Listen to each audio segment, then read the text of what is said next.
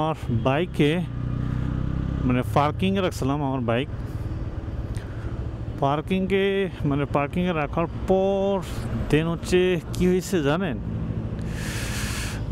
দেখাই এটা পরে আজকে খেয়াল করলাম, কালকে মিরপুর গেছিলাম, তো এইটা দেখতে পাচ্ছেন একদম কে জানি দাগ করছে আর এটা জানি কেটে দিছে। আসলে পার্কিংয়ে হচ্ছে এটা কী কারণে হতে পারে একটু কমেন্ট করবেন, কারণ পার্কিংয়ে রাখার পর হচ্ছে এই জিনিসটা এটা একটু বাঁকা হয়েছিল, হয়তো কেউ লাগিয়ে দিছে, কিন্তু এটা এমনভাবে করছে বাঁকা যা বলার বাহিরে, মানে জানি না ফাটা গেছে কিনা, কিন্তু এইখানে দাগ করছে, এটা দাগ ছিল না, দেখতে পাচ্ছেন এইখানে একটা দাগ করে ফেলছে। আর এবং গ্লাসে দেখতে পাচ্ছেন এই দাগটা, আসলে খুবই দুঃখের বিষয় যে এই জিনিসটা করছে।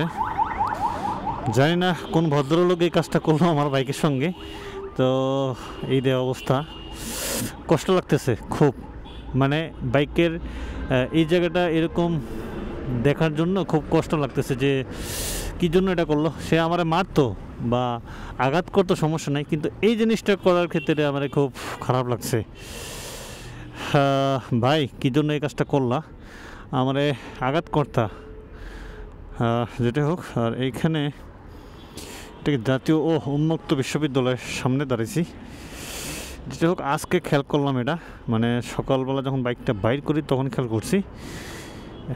আর এখন তো একটু বিকাল হয়, প্রায় তো 5টা 5:30 বাজে। তো এই হচ্ছে ভদ্রলোকের এই কাজ করছে। যাই হোক, সবাই ভালো থাকবেন, সুস্থ থাকবেন, আল্লাহ হাফেজ।